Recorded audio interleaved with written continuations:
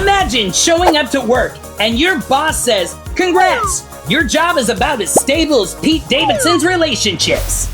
That's Schedule F, and it hits March 8th. Schedule F reclassifies certain federal jobs. Translation: they lose civil service protection and moves it a lot closer to at-will employment, which means if you're fired, you're done. There goes your merit safety net. Now calm down. You still can't fire someone for discrimination. This isn't the Hunger Games.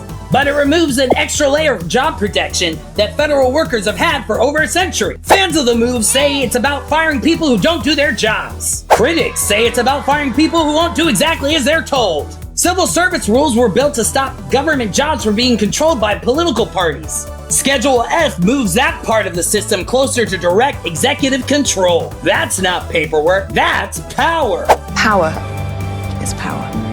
So, the real question isn't, can they be fired?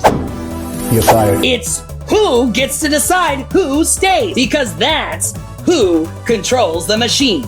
And I'm done. Subscribe. See you next week.